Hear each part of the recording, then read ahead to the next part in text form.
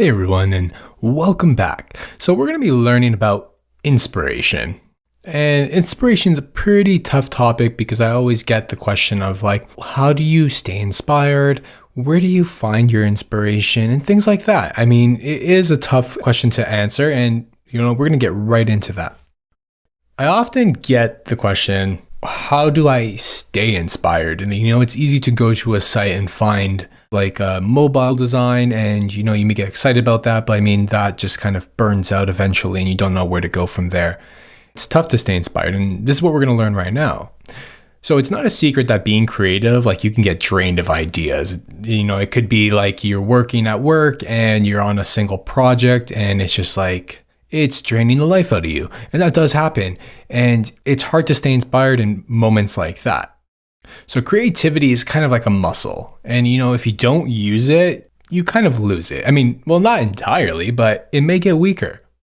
You must constantly stimulate your creativity so that whenever you're asked for a great idea, you're just ready and you're on the ball. That's the goal. This doesn't mean that you're hanging out on Dribbble or Behance or any site like that and looking at pretty screenshots. There's a couple of things that I do and a couple of things that my coworkers do a lot of. So you want to learn? Let's jump in.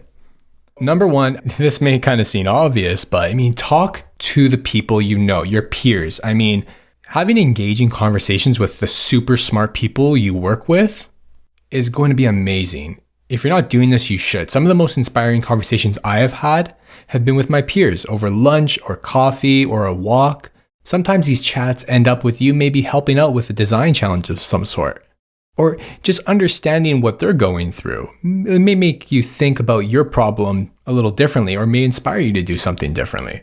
So definitely talk to your peers because they are where you are. They're smart like you and they have a lot to talk about and they have a lot to share. So tap into their brains. Next is study others. This is another big one. So I kind of lied a bit when I said that, you should be studying your peers and what your peers are doing at all times. It could be on Dribbble or something like that, but it's important to study their work and break down their solution to discover how they thought about it. It's not just about looking at what the solution is, but it's also about dissecting it, understanding what their solution was for, what the problem was. I like building little collections of these solutions that I can always pull from as inspiration. So if I'm thinking about a certain design pattern, like social login or something like that, I may have just a collection of screenshots on how people solve that I really like. I think you should collect examples of great techniques. Don't copy, but learn from them so that it can inspire better solutions for the products you build. The next one is you should surround yourself with great design. Try thinking about how you can surround yourself with that inspiration. It could be your home. It could be a desk like this. It could be digitally. If you have a Dribbble collection or something like that, I keep on going back to Dribbble. Keeping inspiration around you allows you to pull from whatever you need to. It also serves as a great reminder for what you want to achieve. I also find that even making your workspace just very comfortable and very much attuned to how you are as a person could really help just your workflow in general. A desk like this is really nice and it may not suit all of us. I have a really nice desk at home and I really love just sitting there and working there. There's some plants on the desk. There's some lights just to have less strain on my eyes. It's just a more comfortable workplace and it's really zen for me. And I also have some paintings that I really love hung up around here. So surround yourself with great design. Surround yourself with things that inspire you.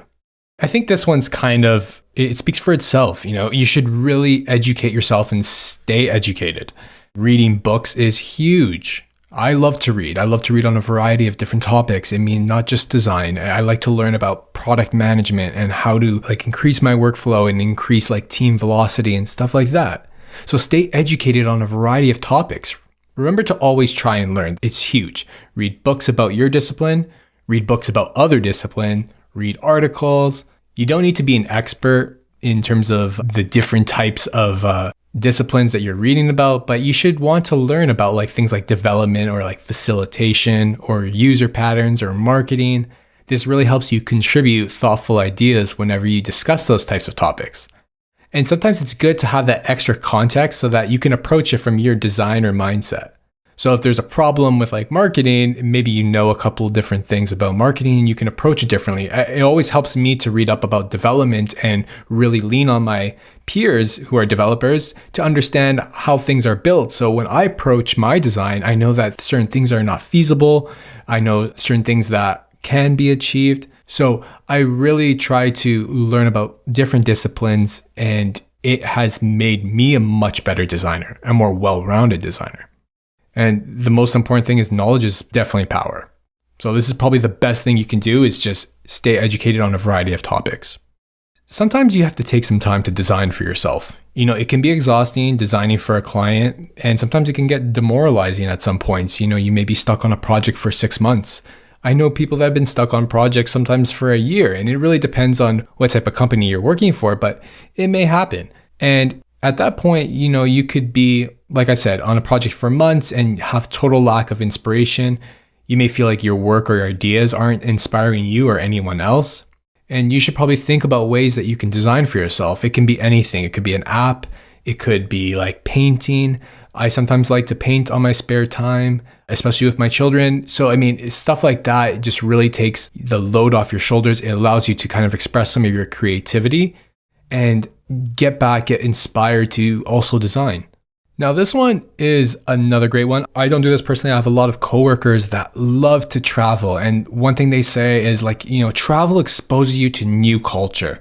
It could be like different people. It could be different experiences. And by immersing yourself in an area away from your home, you kind of push yourself out of your comfort zone.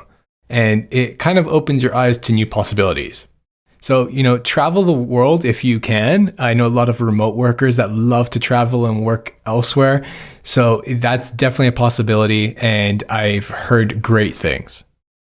And the next one I do this all the time. It's so easy to just stick around at your desk and try to come up with ideas.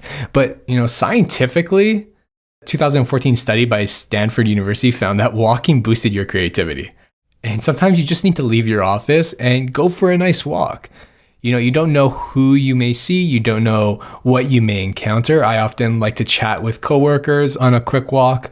I like to go grab a coffee or something like that and just get a breath of fresh air and then come back to a problem if I'm having a tough time.